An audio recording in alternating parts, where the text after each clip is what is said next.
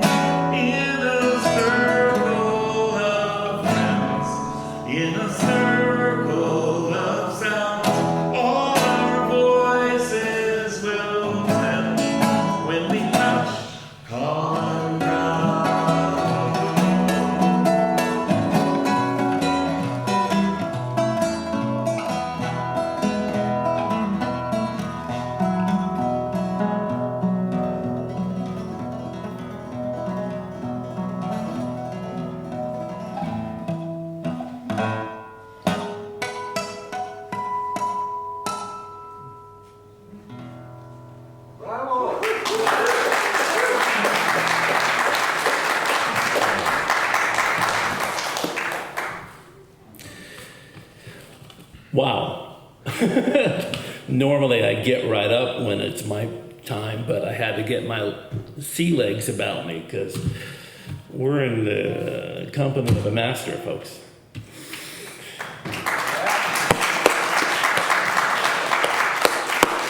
More about him in a moment. Good morning, everyone, and welcome to the Unitarian Universalist Church of Silver Spring. My name is Brian Hopkins, and I am your worship associate today, sort of like a Sherpa, just without the baggage. Baggage? Bags. I have baggage. My pronouns are he, his, and him. Now, whether you're joining us here in the sanctuary or by Zoom, I'm very glad that you are here. I would like to welcome all of our guests here today. I see some new faces, and it's wonderful to have you all here joining us today. Obviously, our ministers, Reverend Kristen and Caitlin, are not here, along with many members of our congregation. They're in Pittsburgh for GA, for our General Assembly, which is our denomination's annual conference. So we are very glad to welcome UU composer and musician, should be like magician with that guitar, Jim Scott, who will be leading today's service on Gaia, Mother Earth, and the oneness of everything. Now get this, Jim Scott, his songs include Gathered the Spirit, which almost always brings me to tears when we sing that song. That song, along with others, are in our UU hymnals, as he has played over 700 UU churches. As co-chair of the UU Ministry for Earth, Jim has helped create the Green Sanctuary, which many of you know about. The Green Sanctuary program he's received a grant from the Fund of Unitarian Universalism to assemble the Earth and Spirit Songbook, a great contribution to our worship and RE resources. Formerly a member of the Paul Winter Consort and a co-composer of the Misa Gaia Earth Mass, Jim has recorded a number of CDs of his original music and published a line of chorus works. He won a UUCSS anthem contest for his piece, I Am Waiting. Some of his songs and some of his CDs and some of his books will be available for sale at Coffee Hour. Now it's time to greet one another. If you're joining us by Zoom, we encourage you to turn your cameras on because we want to see your pearly whites. But first, us here in this sanctuary, we invite you to look over here at this camera and give it a big wave and say hi and show everybody that you're happy to see them. Good morning. All right, now you all on Zoom, this is your chance for us to see you. We would love to, yeah, there's a lot of smiling faces up there. It's great to see you guys up there. If you are joining us by Zoom, we welcome you to chit-chat with one another in the chat. If you're here in person, we invite you to greet one another, maybe find an unfamiliar face, maybe just wave to somebody, maybe a pound. Come up here and say hi to Jim. When we hear some music, we will sing hymn number 347. As mentioned, Gather the Spirit. Let's say hi, shall we?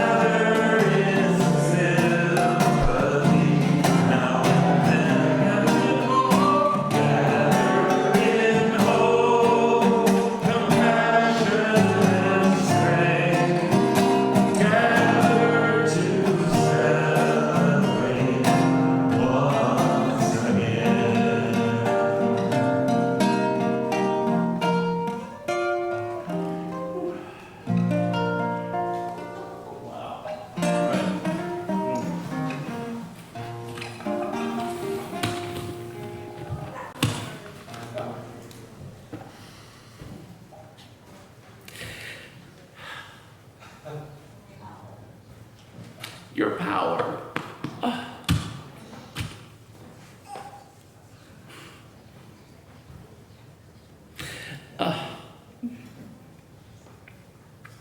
I have a UU sister minister who says this man is a legend.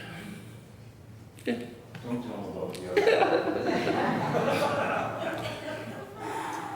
Okay, I'm cool. He's still alive. I'm still alive, and I'm really not sad. It's such a beautiful, beautiful song, right, y'all? Right? Yeah? Okay. Okay, Jim, can you join me up here in lighting the chalice? And please join me in saying the words on your screen. May this light warm our hearts with love and caring and guide us in the ways of truth. As we gather here for worship, we pledge ourselves to the endless search for truth, to the right of each of us, mind, heart, and conscious dictate, to accept the responsibility this freedom demands, and to implement our belief in the essential worth and dignity of every human being.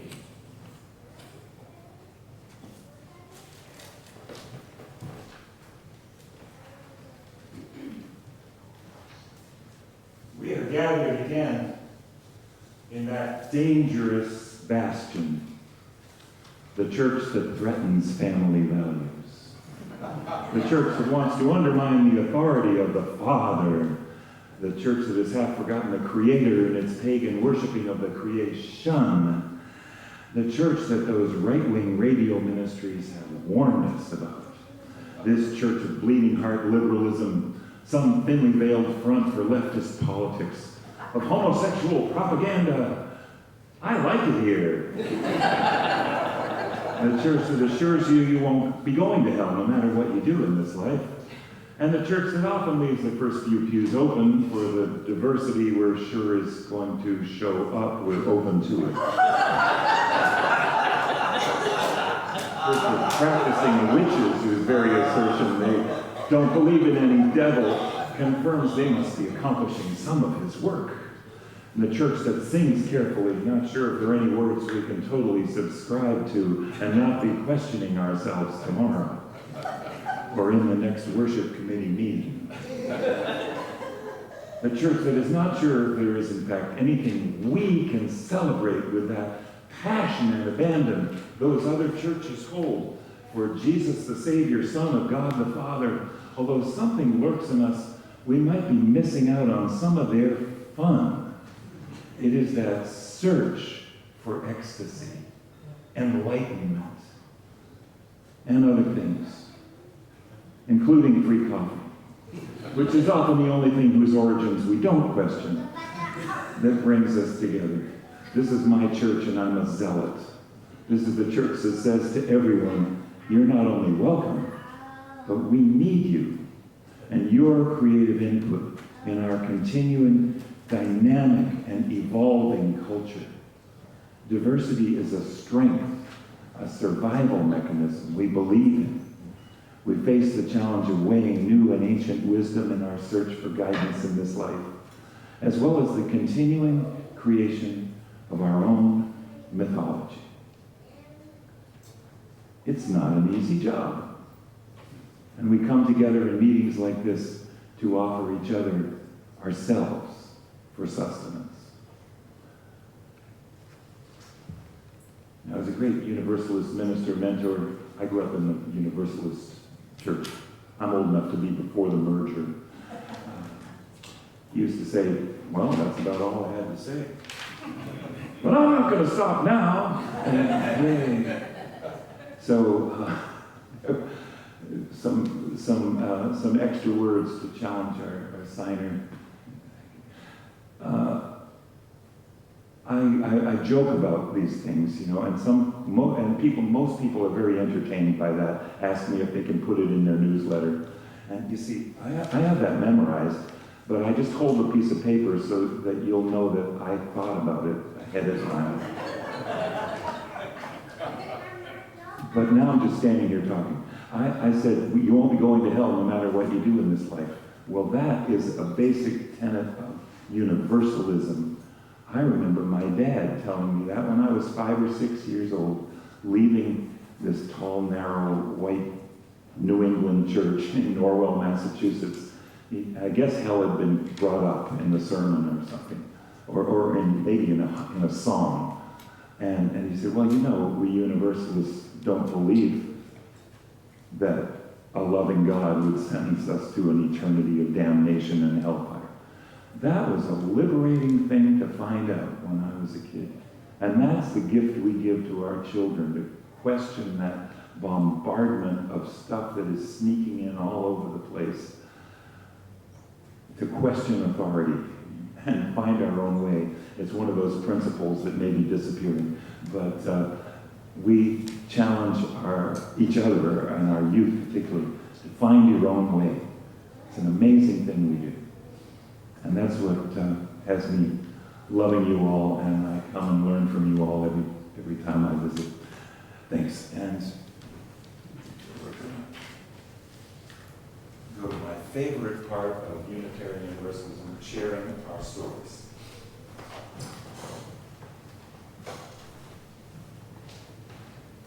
That would be Joyce Nickens. Yes. Join me, if you will, in closing your eyes, taking a very strong, very deep breath in, and letting it out twice as slowly. Thank you. There is so much joy and so much sorrow in this world, in our lives, and in our hearts. Instead of avoiding it, rather than distracting ourselves with other things to focus on, let us take a couple of moments to simply sit quietly and honor however we are feeling right now in this moment, in the silence. As we sit, perhaps with our eyes closed, our feet on the floor, may we gently notice those feelings and thoughts that are bubbling up to the surface. For with awareness comes the ability to choose how we will respond to ourselves and to others. If you have suffered a deep loss in this year, I assure you, you are surrounded by love in this room. If you care to, we invite you to stand or raise your hand during this silence so that your friends here in this room, your family in this room, can bear witness to your grief. Let us now enter into a moment of quiet together.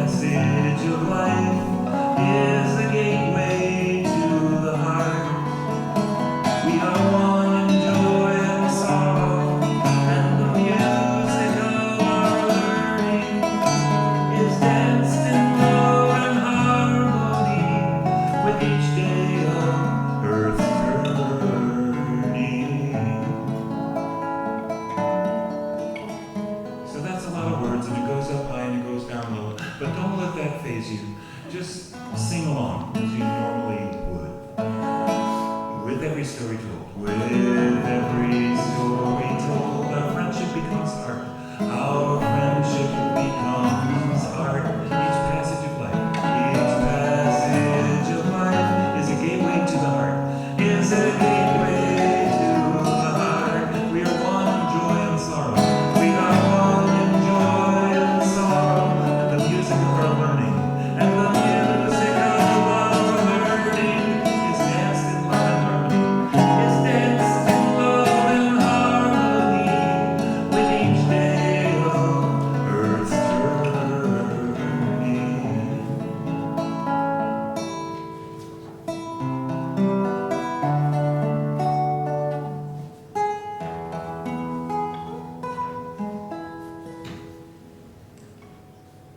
In music theory, this is called a sequence. I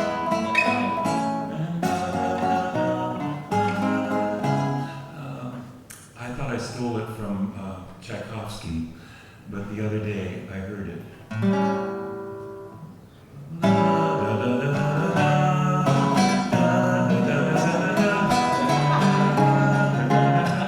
well, I try to steal from good sources.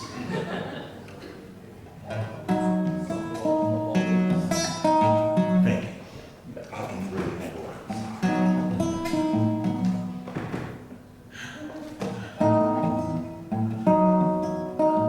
I know it's written small here, so I'm new here.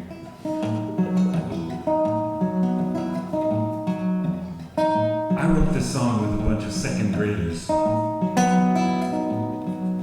Now, I think ordinarily kids might come up front. I think it would be fine if the few kids we have here today, you just stay where you are with your big people, because kids learn faster. I know that. And maybe we can get big people to sing along with this song too. These kids told me about the animals in the rainforest, and there's a lot of animals in the song. And they told me about the 4 levels of the rainforest. Well, I thought that should go in the song too.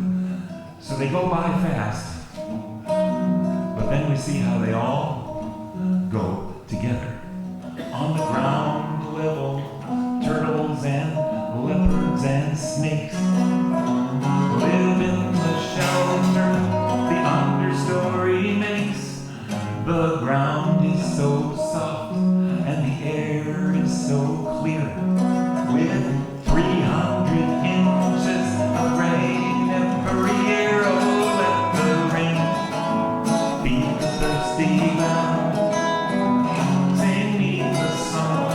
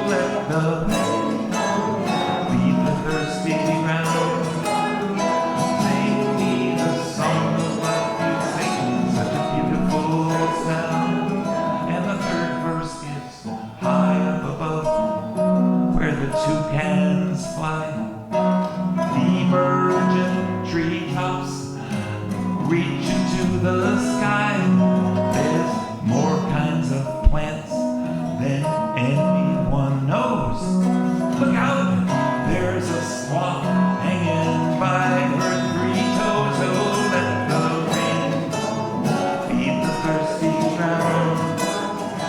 Sing me the song of life you sing, such a beautiful sound.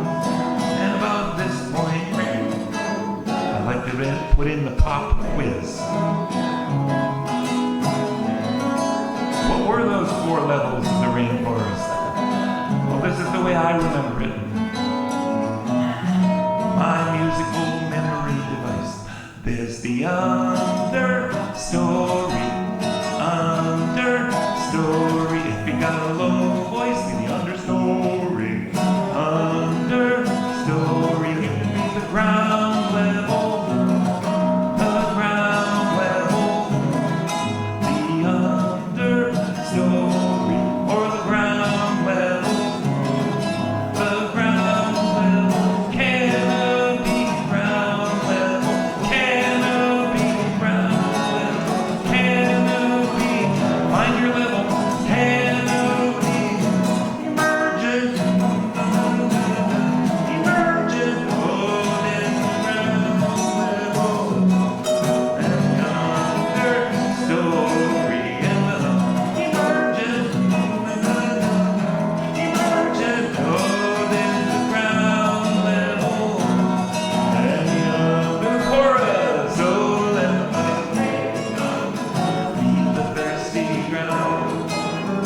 Sing me the song of life you sing, such a beautiful sound. Oh, let the rain feed the thirsty ground.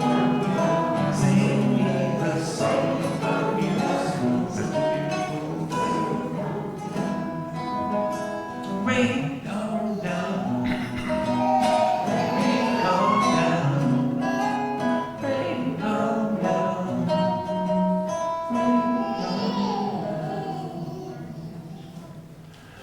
Oh, what that shows me is all the stuff that's going on. Up in the air, down in the ground, you're down in the water. All these things are working together to keep us going. So we're glad the kids were here with us this morning, and we will sing you out. Kids are going to go do something more interesting now. And The pollinators. Pollinators. Yeah. the pollinators, okay. And he's got his glasses for us. Our time together is saved, but now it's hard to fall. Will this keep together? We'll always be in my heart.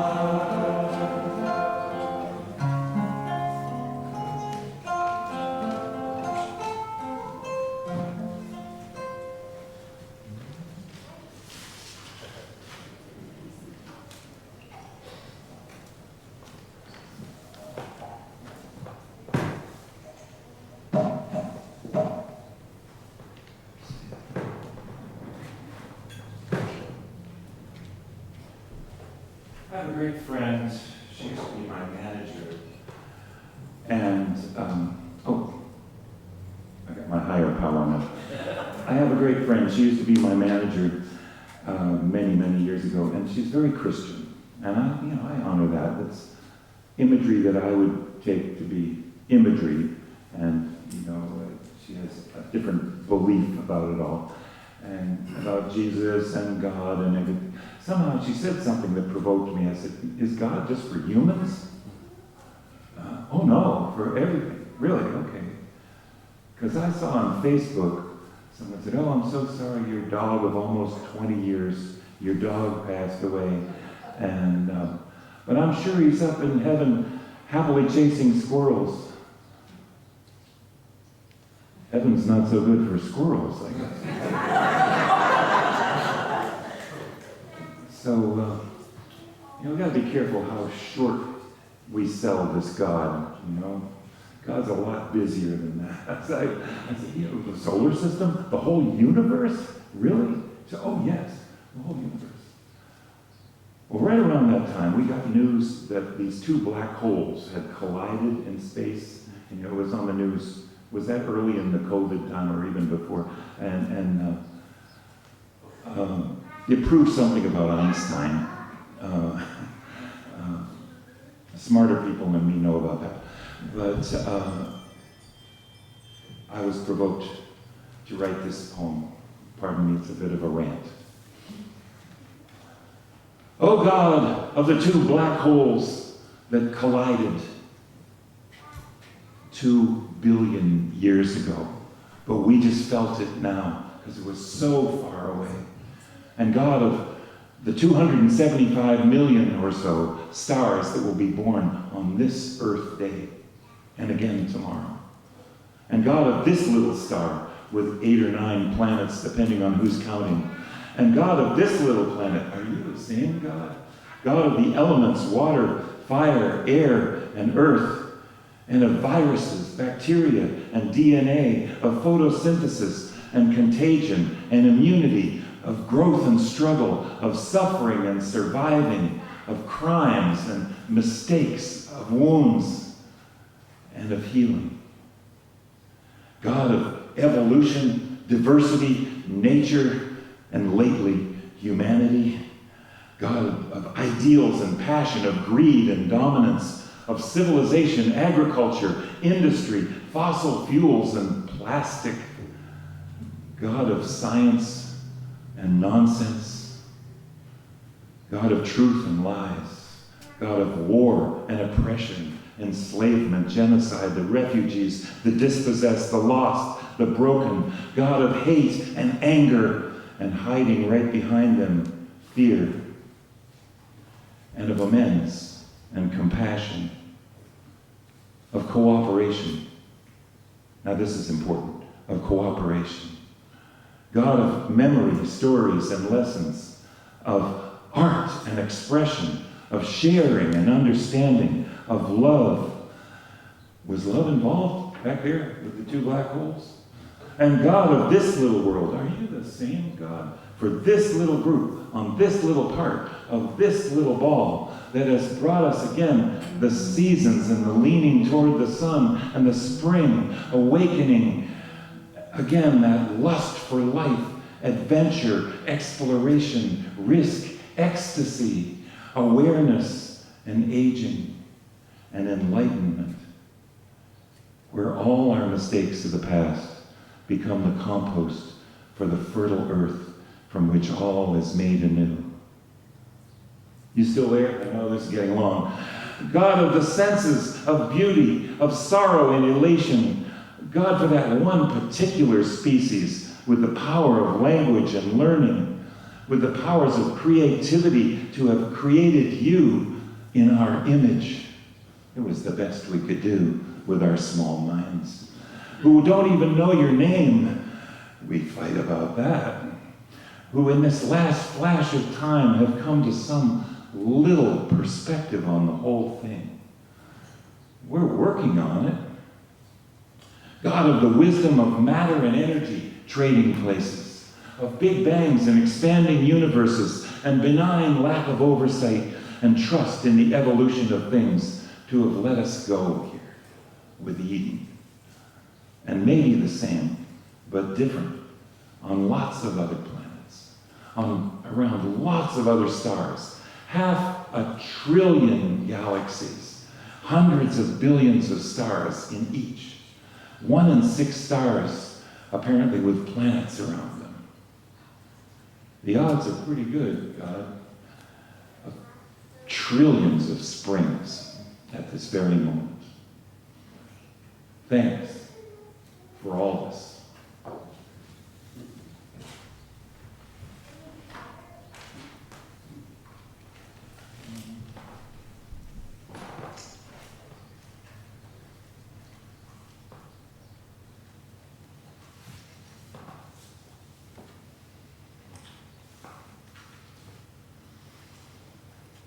I want to mention, while I'm searching for the page,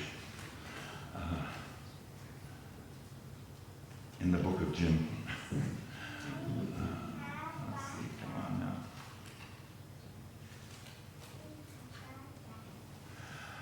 I got a grant, a National Endowment grant, to make a big piece of music, a multimedia show that I'm calling The Year to Save the Earth. And if you'd like to visit with it, we, with a limited cast, made a video of it. It's going to be a big concert, live concert. I got a grant to put on a live concert with band and chorus in Worcester, Massachusetts.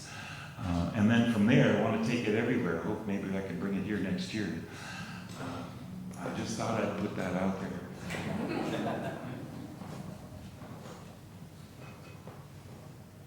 But I'm showing it this week. We can talk after the service. Showing it twice on Zoom. We're doing a video of this beautiful, amazing illustrations, pictures of that illustrate the songs.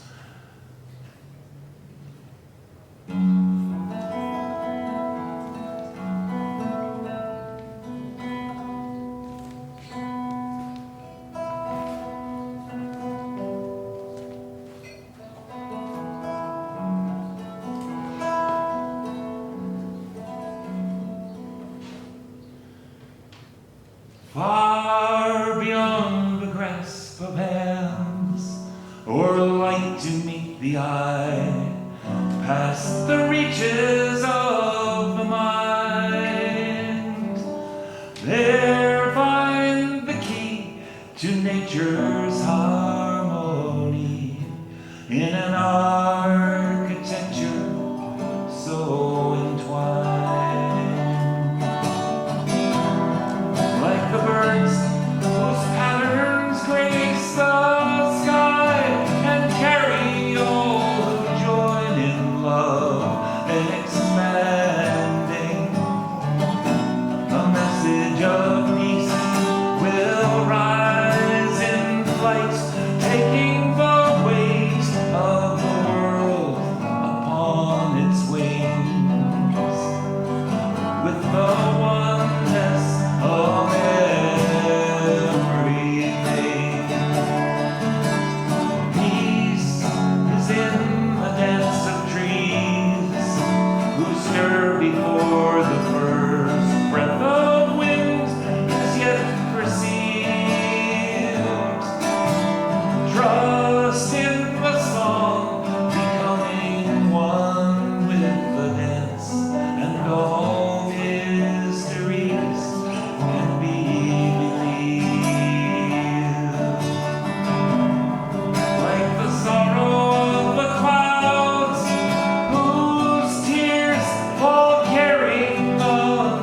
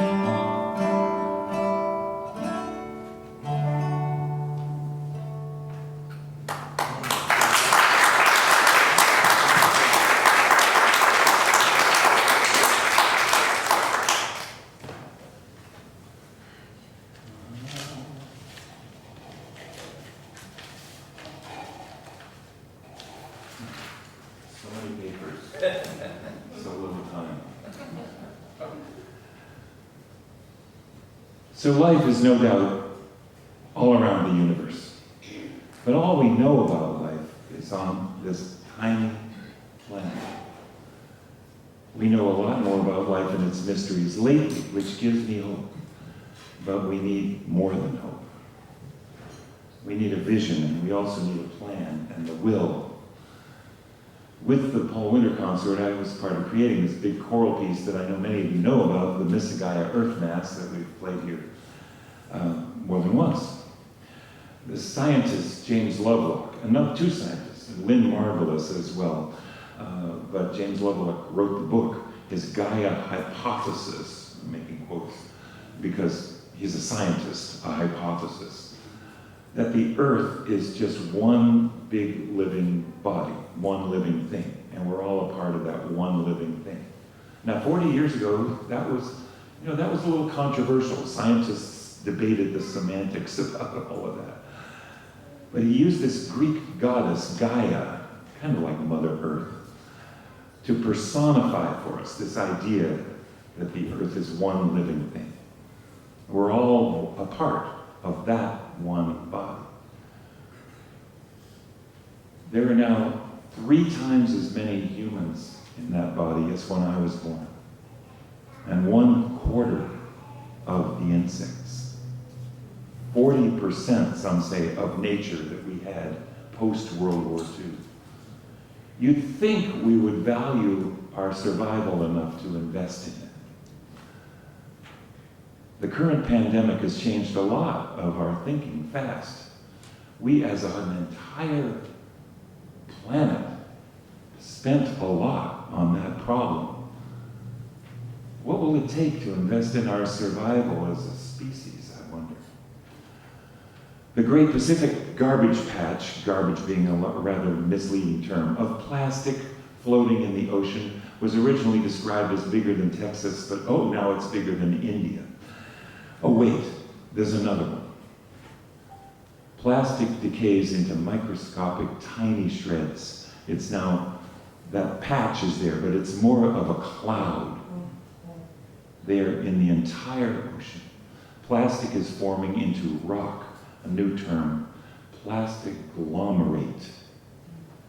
Volcanoes or campfires will have plastic in rock. It will be there for millions of years. The plastic is everywhere. The plastic is now in all of us, in our water, in our food, that plastic bottle.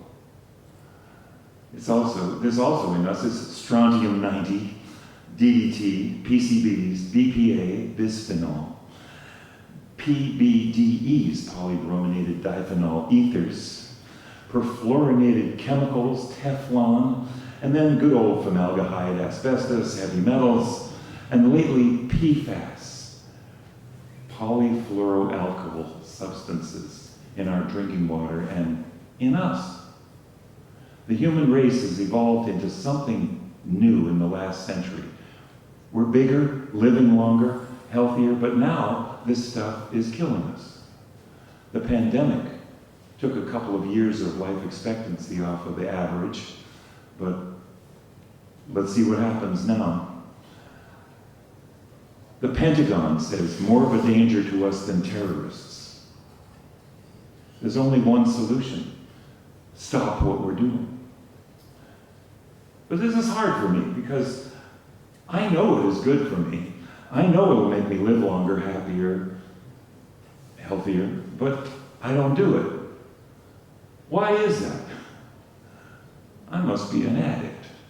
I must be wounded, alienated, torn from the very interconnectedness that would heal me, filling the emptiness with any kind of diversion and immediate gratification while the spirit of life on earth is dying. Here's what keeps me going, reminds me to get up every day. For everything that is me, the earth modeled it a long time ago. The circulatory system, the water cycle, carries the nutrients and carries away the waste, only to come back again healed and transformed. The breathing system, the lungs of the earth, the green things that they breathe out and we breathe in this enclosed system, with an outer membrane, the ozone layer, the digestion of the earth, the soil. I know, entropy. Everything breaks up everywhere. But let's say figuratively, things go back to the earth. And they come back again. The heart of the earth would be the jungles and the rainforests. They're physically the pump that pumps the water back into the clouds. Moisture is sucked up through the trees, evaporates and rises, only to cool off and fall as rain or snow, hopefully somewhere that needs it. If there's a brain of the earth, maybe we're it. We've been able to learn, develop language, save wisdom in books. There's hope for us. Then the conscience of this earth, we better be that too. I told you not to call me. Excuse me, I must have not. The healing will require a spiritual backbone of some sort. Gratitude, that I was joking about before, and responsibility for something larger than ourselves. I never got it about the bearded old man in the sky. Much closer to home, I do get it about this very round woman in the sky. And I'm comfortable with her having a feminine aspect, for she is our mother. We're made in her image. A little less spherical, perhaps, but we have all the same attributes that she evolved for us. Is she a deity? A goddess? That's beautiful imagery, but I'm more of a realist. She's our ancestor. By the time we took our jangled masses of protoplasm and left the ocean and began to think we were separate, we had this model. From whom? From our mother. And we're made of her, and we're constantly changing places with her. What I've drunk in the last few weeks is my eyes. What I have eaten in the last few months and drunk is my skin.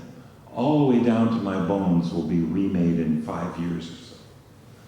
The idea that something can be wrong with the earth and not wrong with us is illusory, if not demented. And so everything I do in my life better be to build and maintain this sustainable living Gaia, Mother Earth, Mother Nature, because we're all one thing. Or I'm in the way. There's no description for what our job is, short of healing, the future of humanity's job, our job and our children's job to heal the earth and each other. Thank you for listening. Don't fall over. People are watching. Jim, I hope you don't mind. And Bruce, who's the Grand Poobah of Worship Associates, I hope you guys didn't mind me getting up and playing the role of an audience member just to listen. Are you supposed to sit here? I am supposed to sit here quietly, crisscross applesauce. All right, offertory time. Sip of water time. As Reverend Heather Christensen writes, Unitarian Universalism is a grand vision of a world with peace and justice, love and joy. That vision is embodied in a few large congregations, numerous mid-sized congregations, and many, many small congregations, right? No matter its size, every congregation depends on each of its members, each one of you. By your commitment of time, energy, resources, helps make that grand vision real. Individually and together, we are building a world filled with peace and justice, love and joy. There are lots of ways to make a gift to UUCSS to help make the grand vision of our faith and the emerging vision of our congregation real. If you are here in person, you can also place your offering in the plates that will be passed around shortly. The offering will now be gratefully given and received.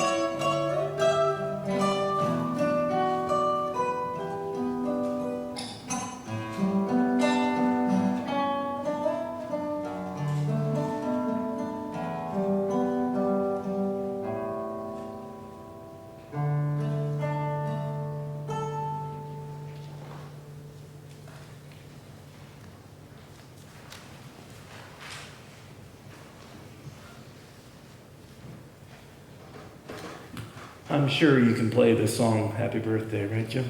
We have a birthday celebrant in the house. He's been coming here for a few years, well before I started about 10 years ago. He's a brilliant man, and we are all so blessed to be in his presence. Dr. Scurry, a very, very happy birthday. Can we all sing? Happy birthday to you. Happy birthday to you. Happy birthday, Dr. Scurry. Happy birthday to you.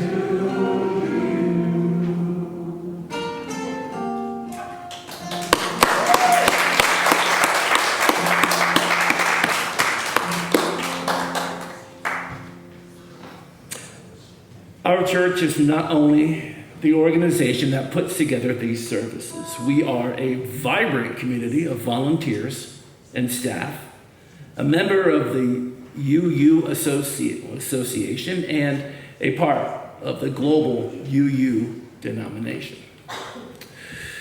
Today I have one announcement, and I'll invite Maggie Hayes shortly to give another one. All kids are invited to participate in this summer's religious education program. Each Sunday, like today, kids will be invited to stay with the grown-ups for the first part, and then obviously we sing them out. They will go out into either the room across the way or in the parking lot and take part in the UUCSS Pollinators class. This is a drop-in class. You don't need to register. But if you're going to take part, it's going to be outside for half of it each day, I think. So please bring a water bottle and some bug spray, maybe some sunblock. You know, for me, it'd be white out. I literally put on SPF 50 because I'm pale. This is for elementary school kids. Junior high school kids and high school kids are welcome to participate, but they should plan on helping lead the class. Ms. Hayes.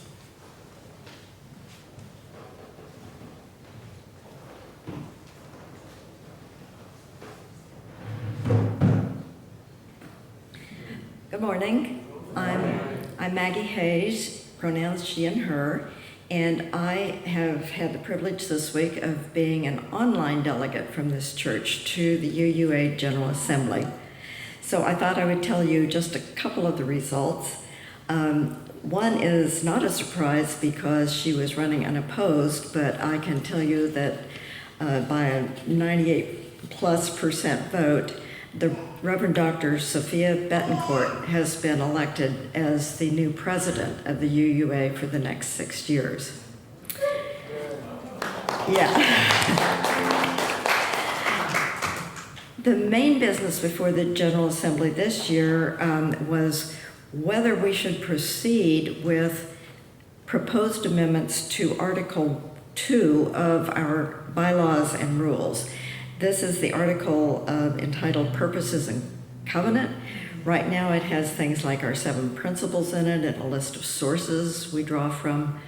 A commission was appointed and has been working for a couple of years on a new draft. It was released last January or February, I believe, and you've heard about it from this pulpit, and there have been copies of it in the back.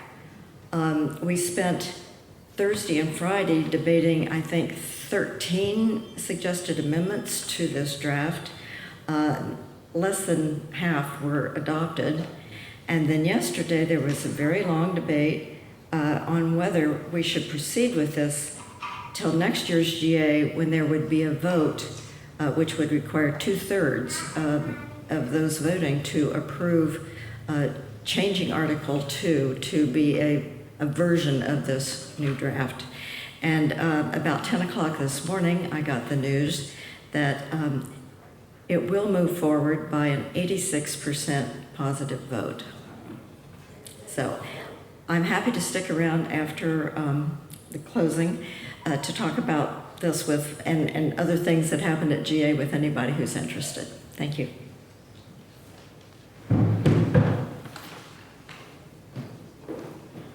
Thank you, Maggie, for participating in that. It's come to an end. Please join me in the words of our chalice extinguishing. Carry the flame of peace and love until we meet again.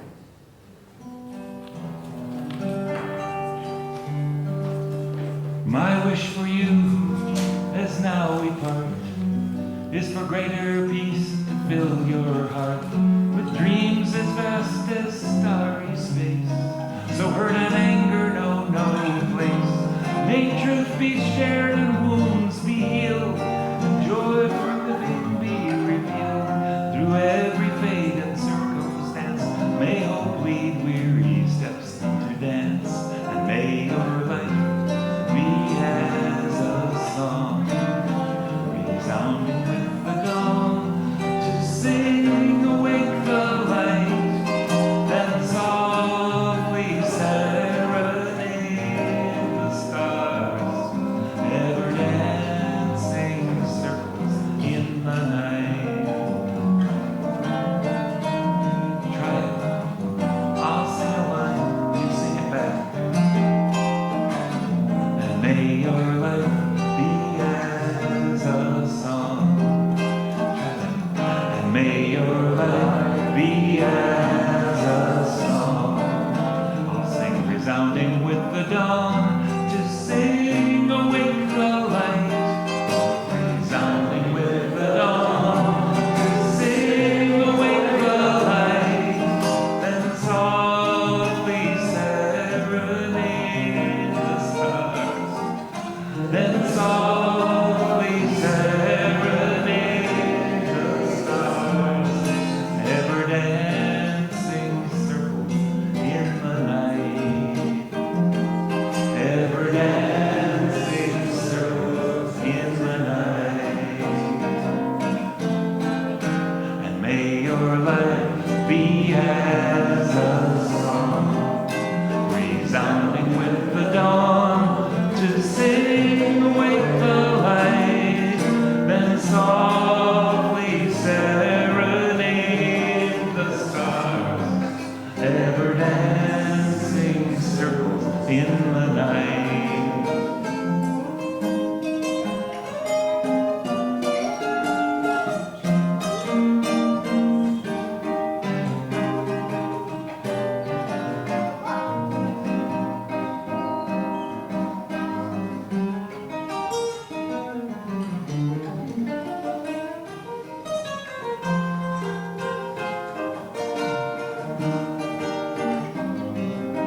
this turns out to be a 4-part round. Ha ha ha.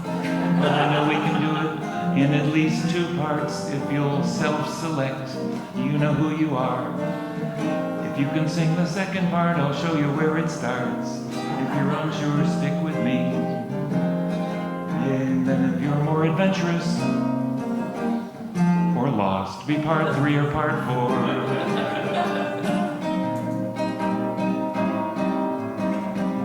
And may your life be as a song, resounding. And may your life be sing awake the light, then softly serenade the stars, ever dancing circles in the night,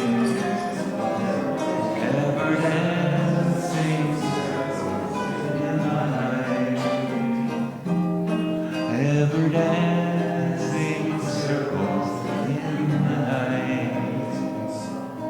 ever dancing circles in the night, ever dancing circles in the night. When Wisdom was a striking young man, he met a beautiful woman named Love. Now, I'm not really sure who was the man and who was the woman. Maybe they were the same sex. I'd like to keep you, said Wisdom. You can't own me, said Love, but I love you anyway. What would it cost to know you'd always be there, asked Wisdom. Don't ask such questions, said Love. Just look at the stars. What? Wisdom pondered. Are they telling us something? Oh, chill out, chided Love, which made Wisdom happy in a funny sort of way. And so it was that Wisdom fell in love with Love, and thus became truly wise.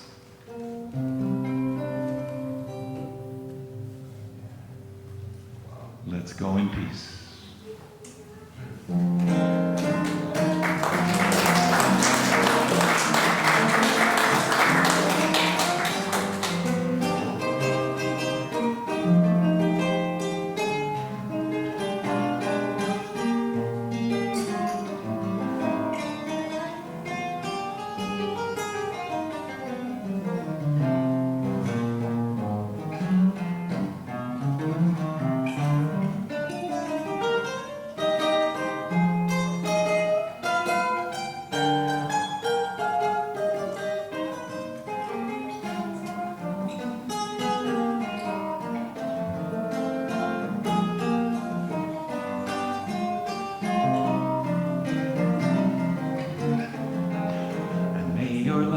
One more time. And be as a song, resounding with the dawn, to sing awake the light, then softly serenade the stars, ever dancing circles in the night.